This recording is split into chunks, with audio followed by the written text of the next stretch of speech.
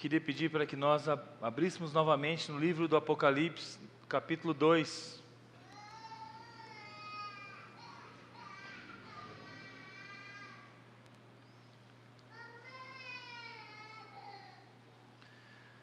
Livro do Apocalipse, capítulo 2, os primeiros 7 versículos. A carta à igreja de Éfeso.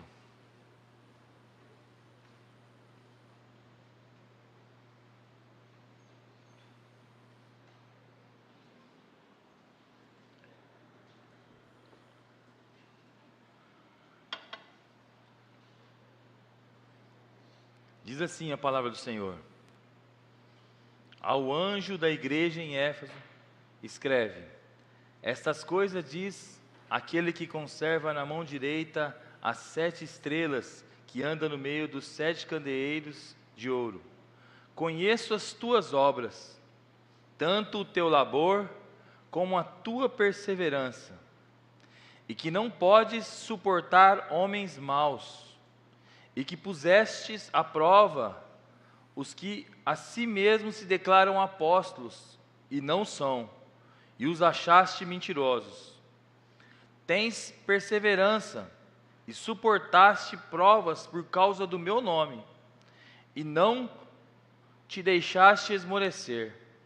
Tenho, porém, contra ti que abandonaste o teu primeiro amor. Lembra-te, pois onde caíste, arrepende-te e volta à prática das primeiras obras. E se não, venho contra ti e moverei o seu lugar no candeeiro, caso não te arrependas. Tens, contudo, a teu favor que odeia as obras dos nicolaítas, as quais eu também odeio. Quem tem ouvidos, ouça o que o Espírito diz às igrejas. Ao vencedor, dar-lhe-ei que se alimente da árvore da vida, que se encontra no paraíso de Deus. Amém? Vamos orar, pedir a Deus que Ele continue falando conosco, que Ele nos orienta para transmitir a palavra do Senhor. Deus, nós te louvamos, te agradecemos pela sua palavra. Senhor, fala conosco nesta noite, fala com a sua igreja, Senhor, fala aos nossos corações. Senhor, que nós possamos ouvir as tuas palavras, Senhor, e que nós possamos crer na sua palavra, Senhor, que nós possamos sair daqui, Senhor, cheios do seu Espírito, cheios de Deus, cheios de boas vontades, Senhor, cheio do seu amor, Pai, que nós possamos sair daqui e sair lá fora, Senhor, e dar um bom testemunho do Senhor, que as suas palavras encontrem um lugar especial no nosso coração, e que nós não pecamos contra ti. Amém. Irmãos, o livro do Apocalipse é um livro de muitas correntes teológicas, é um livro muito simbólico, muita simbologia, muita linguagem figurada. E tem crente que tem até medo de ler. Eu lembro que a gente ouvia falar que eu não vou ler Apocalipse porque eu não vou entender nada. Mas o livro do Apocalipse é para a igreja. É a palavra de Deus. Ela não é diferente dos outros livros. Ela não contém a palavra de Deus, ela é a palavra de Deus. Então o livro do Apocalipse também é a palavra de Deus. Apesar de ser um pouco mais difícil às vezes de compreender, mas o livro do Apocalipse ele gera muitas especulações. O pastor Leandro Lima, ele escreveu um livro do Apocalipse. Eu vou dizer umas palavras dele aqui, palavras do pastor Leandro Lima. Ele fala que o livro do Apocalipse é um livro que gera muitas correntes de especulações. É como um grande ônibus cheio de passageiros, em várias fileiras. Sentado na primeira fileira estão os que entraram e se assentaram, são os leitores originais de João. Na segunda fileira, os leitores do segundo século. Na terceira, os do terceiro século, e assim por diante. Os passageiros das filas 20 e 21 não devem ser soberbos a ponto de achar que são os primeiros passageiros a entrar no ônibus, e não devem pensar que o ônibus existe apenas na sua época. esses passageiros tardios precisam entender que o livro vem servindo a gerações de crentes, desde o início, sendo significativo para cada uma delas. Portanto, não devem pensar que essas profecias todas se cumprirão apenas na sua época. De modo algum. Tudo o que foi escrito já vem se cumprindo desde o começo, quando os primeiros leitores de João receberam nas cidades da Ásia Menor, ainda que a consumação dessas profecias esteja no futuro, desde há muito tempo atrás o Senhor disse que as coisas aconteceriam em breve. Palavra do pastor Leandro Lima, que hoje é um pastor que ele na questão da escatologia, ele é um dos mais estudiosos, mais bem preparados que a gente conhece, tem conhecimento. O livro do Apocalipse, então, ele foi escrito desde os primeiros leitores, eles passaram a ler. A gente às vezes pensa que vai acontecer, não, isso vem acontecendo. Isso já vem acontecendo desde o início. E aqui no texto que nós lemos, na carta à igreja de Éfeso, Éfeso era uma cidade muito importante da Ásia Menor. Era uma metrópole. Era uma cidade principal da sua região. Existiam algumas outras igrejas, essas igrejas que nós vamos ver aqui, que as cartas são escritas, são 7 igrejas, essa aqui é a primeira, todas são perto, mas Éfeso era praticamente, era o Ribeirão Preto de Jardinópolis, de Sertãozinho, de Cravinhos, a principal da região. E era uma região muito populosa, uma cidade muito difícil, o evangelho lá. E até porque Paulo, se nós formos ver Paulo, o apóstolo Paulo no passado, foi a cidade que ele mais ficou tempo lá. A Bíblia nos relata que ele ficou 3 anos em Éfeso, cuidando daquela igreja, plantando aquela igreja, doutrinando aquela igreja. E a Bíblia nos relata que ele brigou com feras em Éfeso. Éfeso era uma cidade conhecida, uma cidade promíscua, uma cidade que adorava, que tinha uma das 7 maravilhas do mundo antigo. O templo da deusa Diana. O templo da deusa Diana era lá em Éfeso. Éfeso era uma cidade que era uma cidade do pecado. Uma cidade que adorava uma deusa da fertilidade, uma deusa que era o culto a ela era orgias, era culto de podridão pura. E aquela cidade era uma cidade devota a Diana. E Paulo, ele vai citar no livro de Atos, que ele brigou com feras. No livro de Coríntios, ele fala assim, olha, briguei com feras em Éfeso. As pessoas queriam matar ele. Quando ele chega lá, ele começa a pregar o evangelho começa a mudar aquela cidade, mudar a economia daquela cidade, mudar o padrão daquela cidade. Os moradores daquela cidade começam a ouvir o evangelho e começam a mudar, a se converter.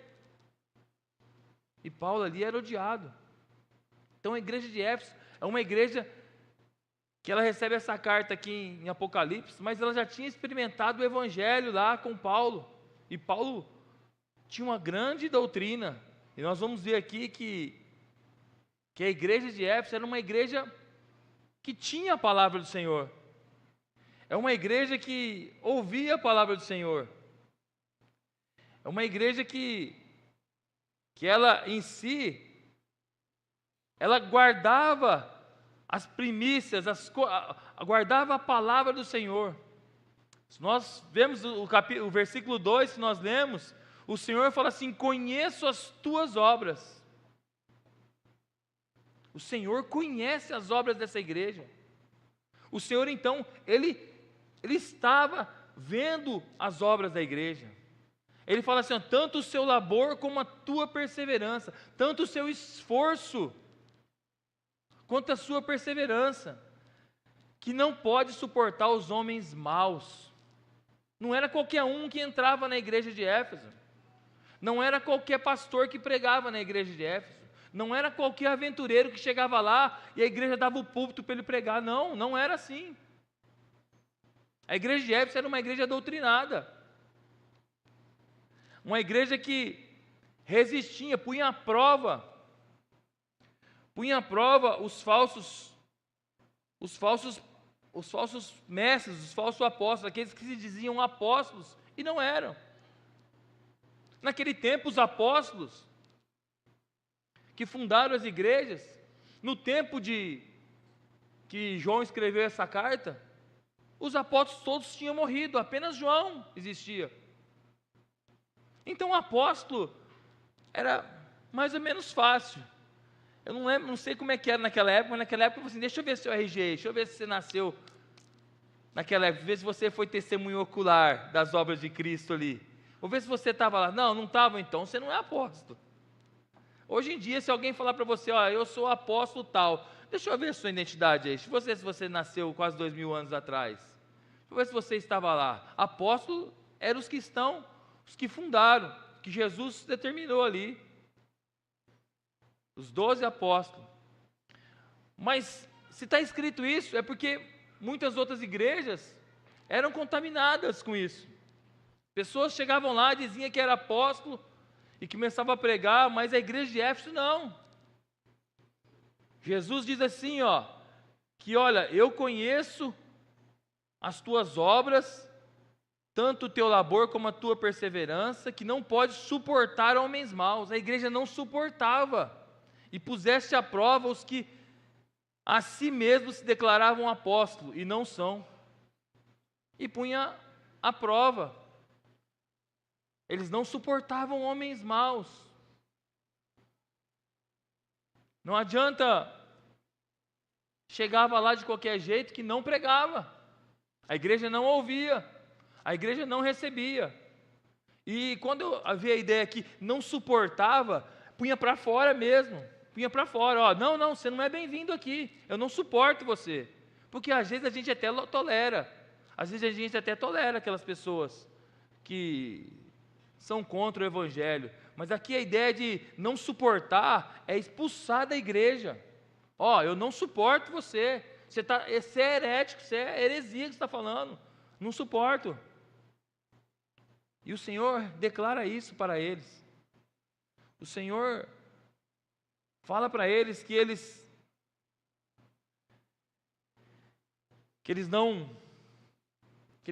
dá o testemunho e fala, eu tenho visto que vocês não suportam homens maus. Eu conheço as tuas obras. O próprio Cristo, ele disse assim lá em capítulo 7 de Mateus, no versículo 22 e 23, ele diz assim, ó,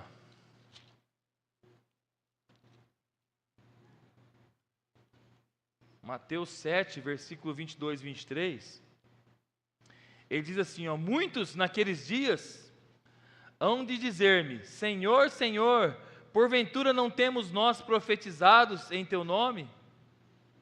E em teu nome não expelimos demônios? E em teu nome não fizemos muitos milagres? Então lhes direi, isso é o Senhor Jesus falando, explicitamente, nunca vos conheci, apartai-vos de mim, os que praticam iniquidade. Mas a igreja de Éfeso não, a igreja de Éfeso Jesus conhecia, a igreja de Éfeso não era assim.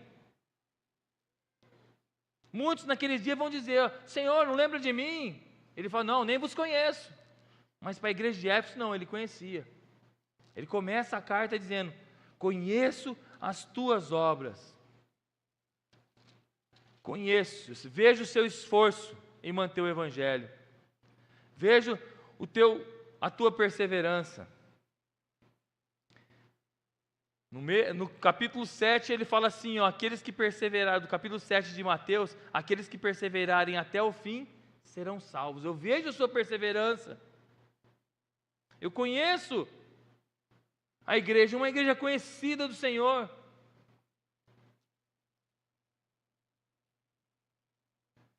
Paulo era um homem que tinha doutrinado aquela igreja. Quando Jesus fala assim para eles, olha, vocês não têm suportado uns homens maus,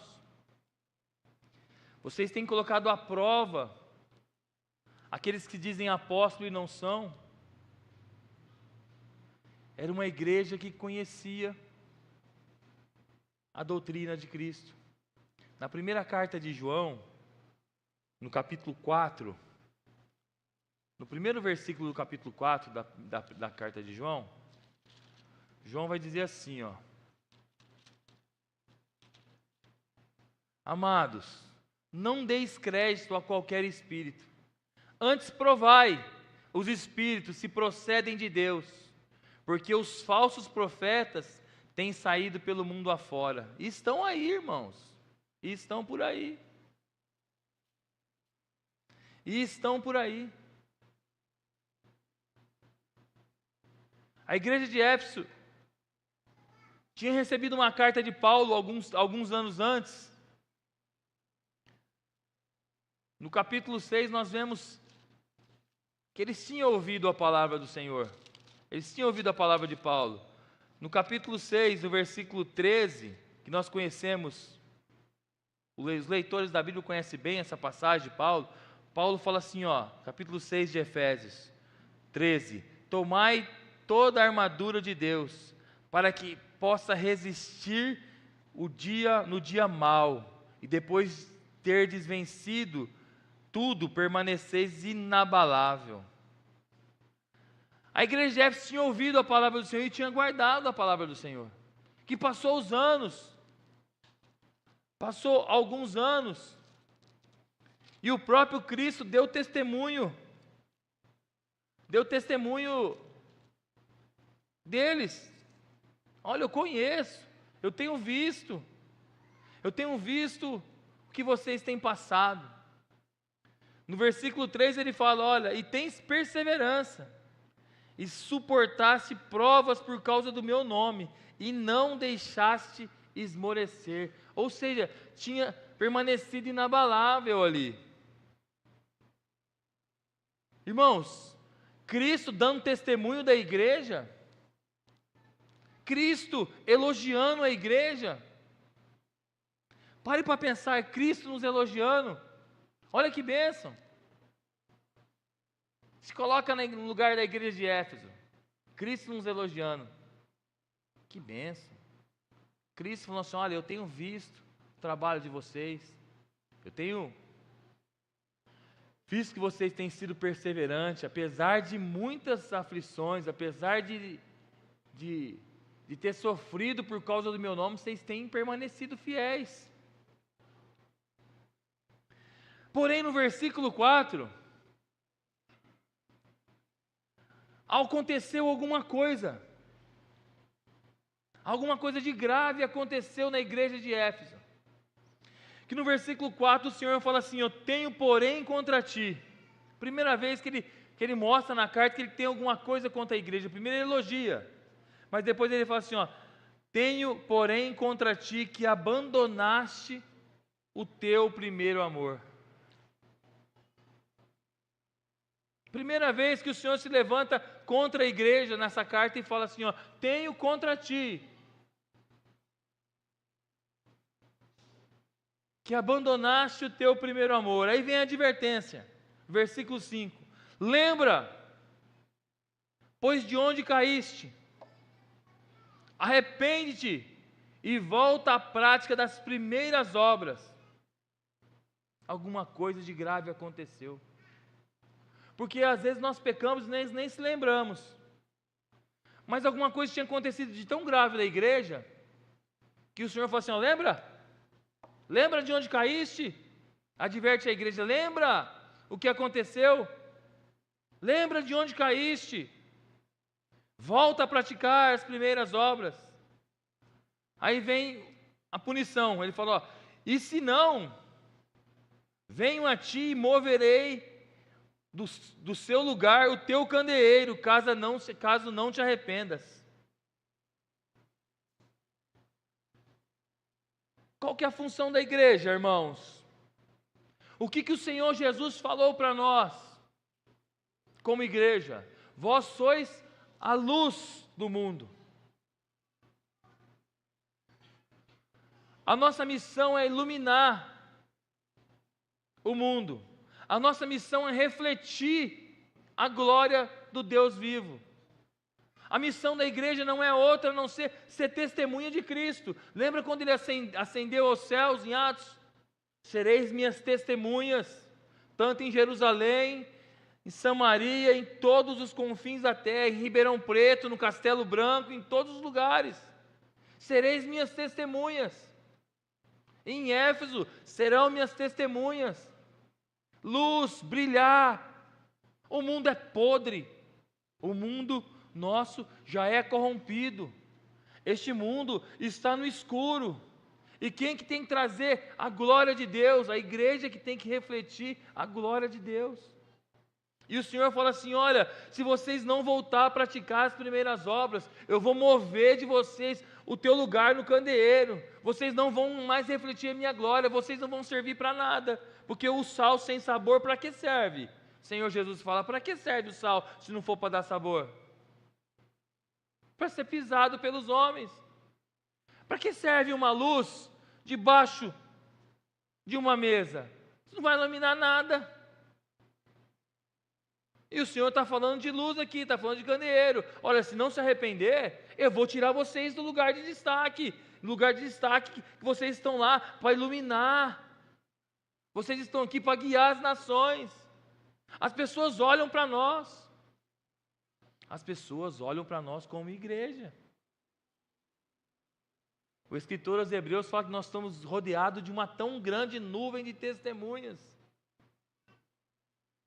O Senhor, o mundo olha para nós. O mundo não olha para o prédio. Igreja Presbiteriana Nova Canaã. Não, ele olha para os membros da Canaã. Ele olha para quem faz parte da comunidade. Ele olha para mim, olha para você, olha para o pastor, olha para todos. E qual que é a missão nossa? Refletir a glória de Cristo. E por que a igreja não estava refletindo a glória de Cristo, a igreja de Éfeso? Porque alguma coisa aconteceu. Alguma coisa aconteceu. Quando o Senhor fala: lembra da onde caíste. Ele traz você a lembrança. Traz a igreja e fala assim: olha, lembra o que aconteceu? Vocês pararam de praticar as obras de amor, as primeiras obras. Vocês pararam de fazer o que vocês faziam.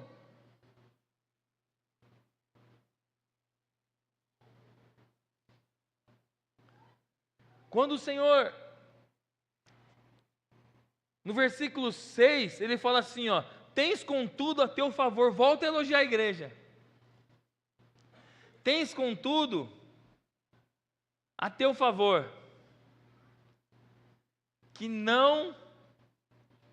que odeia as obras dos nicolaítas, as quais eu também odeio. Os nicolaítas daquela época era uma heresia que tinha sido infiltrado no meio da igreja.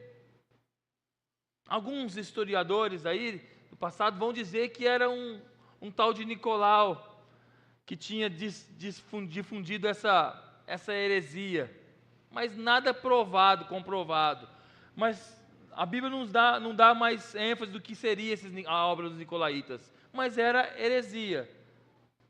E o Senhor está falando assim: vocês odeiam, eu também odeio. Tipo assim, vocês odeiam essas obras, esses oba-oba aí, essas teologia barata, eu também odeio. Vocês odeiam essas coisas, eu também odeio. O Senhor está falando para eles. Mas o que aconteceu com a igreja de Éfeso? O que tinha acontecido de tão grave? Naquela época, irmãos, Éfeso era uma cidade grande, uma cidade que abastecia várias outras cidades, mas ela era do Império Romano. E o Império Romano tinha suas leis. E uma das leis do Império era o culto ao imperador. Era o culto ao imperador. Então era lei, não era errado. Era lei, era obrigação prestar culto ao imperador. Mas no capítulo 42 de Isaías, no versículo 8, a Bíblia nos diz que Deus não divide a sua glória com ninguém. Se tem uma coisa que Deus não divide, é a glória. Se tem uma coisa que que machuca o coração de Deus, que Deus não aprova, é que você dá glória a outro Deus, a não ser Ele. Só Ele pertence à glória. Só Ele. No capítulo 42, no versículo 8, vou ler aqui para os irmãos. De Isaías.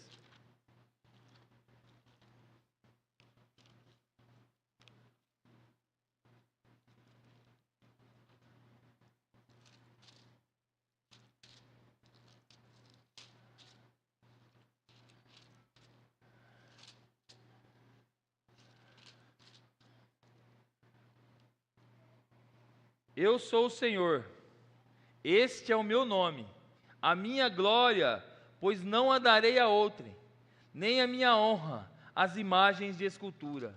Deus não divide a glória dele com ninguém. Deus não divide a glória dele com ninguém. E naquela época era obrigação o culto ao imperador. Se alguém viesse falar alguma coisa, ele falasse assim, mas eu estou dentro da lei, eu estou obedecendo ao império. Mas aí a Bíblia vai falar assim, importa mais obedecer a Deus. Pedro fala, importa mais obedecer a Deus do que aos homens. Aí não. Nós somos obrigados a pagar impostos abusivos? Somos. O Brasil é um país que se paga muito imposto, nós estamos dentro da lei, estamos pagando imposto. Nós somos obrigados a fazer tantas coisas que não é justo perante os nossos olhos, perante Deus não é justo, mas que o governo nos impõe isso. Infelizmente, nós temos que acatar. Mas a partir do momento que o império chega e fala assim, a partir do momento que você vai cultuar ao imperador, a igreja não pode se dobrar a outro Deus. A igreja não pode se dobrar. Talvez aqui, a igreja de Éfeso estava dentro da casa do Senhor, pregando a palavra do Senhor, resistindo aos apóstolos, os que diziam apóstolos não era, resistia aos homens maus, não suportavam os homens maus, não pegava teologia barata, não era afim da teologia da prosperidade, essa teologia de cura e libertação, não era. A igreja era uma igreja boa, sadia, que ou conservava a doutrina, só que talvez alguma coisa estava desagradando a Deus, talvez esse culto ao imperador. Talvez esse culto ao imperador. Eu vou me lembrar de uma passagem do Antigo Testamento, que está em primeiro livro dos Reis, no capítulo 18, quando Elias estava sozinho, com os 450 profetas de Baal. E o povo ali estava com medo, o próprio Elias estava com medo, o povo ali estava com medo, e Deus falava na boca do profeta, e Elias falou assim, para, até quando cocheareis entre dois pensamentos? Se é Deus, servia a Deus, se é Baal, servia a Baal.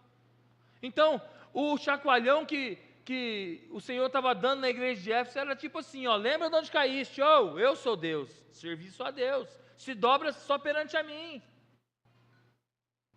Eu tenho visto as tuas obras, tenho visto o seu esforço, mas espera aí, alguma coisa está errada. Lembra de onde caíste. Volta a praticar as primeiras obras.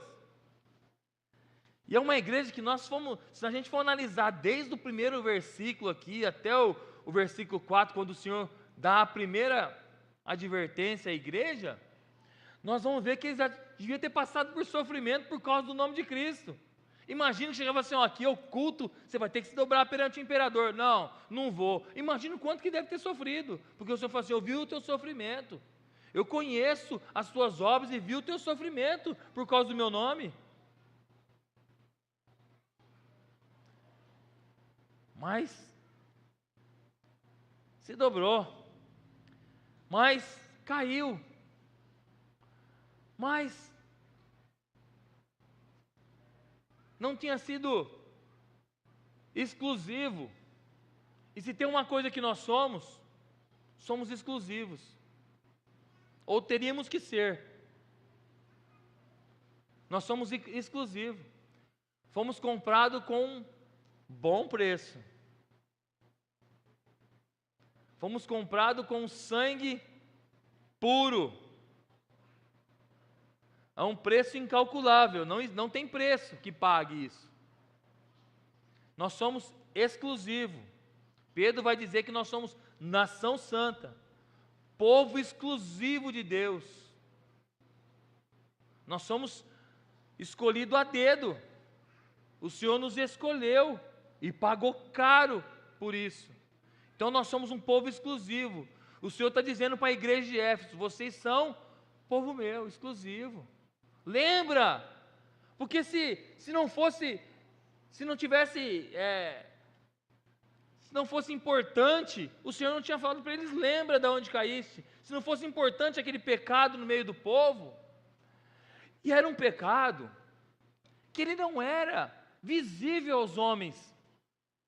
Era uma igreja boa, sadia, não era visível. Os homens não conheciam. Os homens não tinham visto o pecado daquele povo, da igreja de Éfeso. Era uma igreja boa, uma igreja que se reunia como no dia de hoje, louvava a Deus. Todo mundo falava que aquela igreja, a igreja reflete a glória do Senhor, uma igreja boa. Mas o Senhor vem particularmente e fala assim: ó, lembra de onde caíste.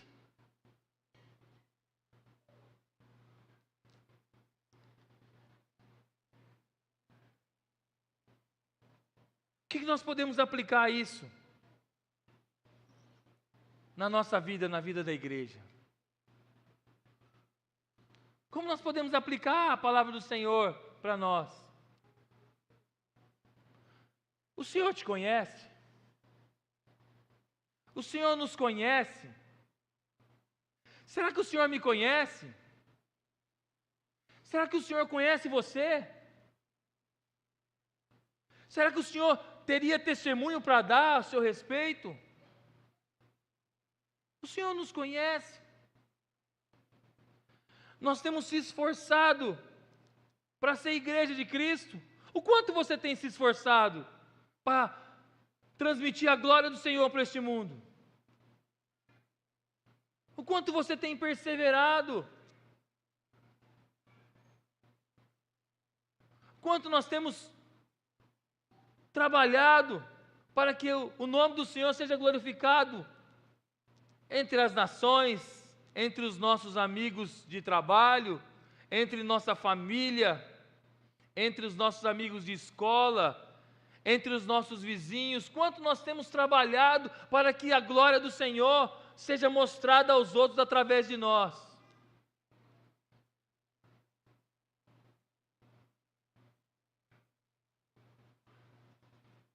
E o Senhor vem e fala assim: lembra de onde caíste? O que aconteceu? Mas eu era melhor no começo, acho que eu era mais fervoroso, era um crente mais fiel. O que aconteceu? Na igreja de Éfeso, nada visivelmente, nada que os homens pudessem ver. Como aqui, nada diferente, nada que os homens possam ver. Mas o Senhor é aquele que conhece o nosso coração. O Senhor é aquele que nada está escondido dele. O Senhor nos conhece. E Ele fala para nós assim: olha, Ele sabe da onde que nós temos falta com Ele. Ele sabe de onde que nós estamos em falta com o Senhor. Se nós temos alguma falta com o Senhor, se nós temos alguma coisa que não está de acordo com a palavra do Senhor, nós temos tempo ainda para se consertar. Nós temos tempo ainda. Porque haverá dias que não vamos ter mais esse tempo.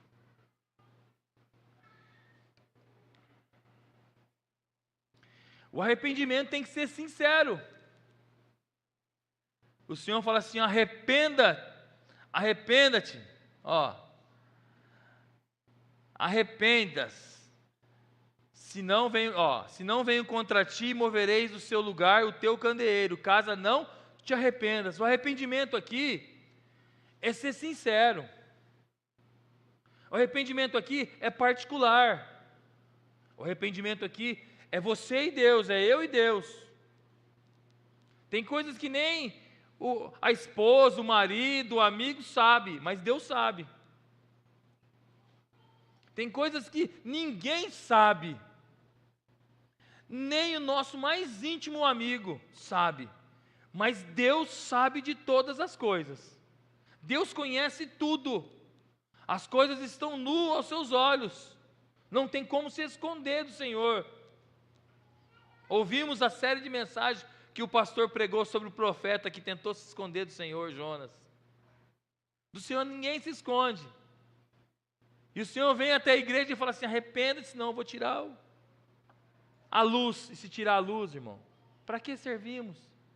Para que estamos nesse mundo? Se não é para refletir a glória do Senhor. Se não for para dar testemunho do Senhor, para que servimos? Para nada. Se não for para dar sabor nesse mundo, para que servimos? Para nada, para ser pisado pelos homens. Para nada. O Senhor nos tirou de um horrível charco de lodo, firmou os nossos pés numa rocha inabalável. O salmista vai dizer isso no Salmo 40. E nós estamos aqui hoje, para que nós possamos ouvir, se encher do Espírito e sair para este mundo aí refletindo a glória do Senhor. Que nós possamos sair daqui para fora e as pessoas possam olhar e ver Deus na nossa vida. Isso para que nós servimos é para isso nós somos igreja, somos luz do mundo. Para isso que nós somos igreja. Se não se arrependeu, o Senhor falou que tiraria o candeeiro da igreja, então para que ia servir? Para que ia servir? Para nada. Versículo 6, nós já lemos, mas tens contudo a teu favor, que odeia as obras dos nicolaítas, os quais eu também odeio. O Senhor odeia essas modinhas. O Senhor odeia essas teologias baratas. E essa igreja aqui é uma igreja séria, uma igreja bíblica, uma igreja evangélica, uma igreja que preza em pregar a palavra do Senhor, o ensino da palavra do Senhor. Temos um grande pastor, uns grandes presbíteros, grandes ensinadores da palavra do Senhor aqui, que graças a Deus têm nos ensinado.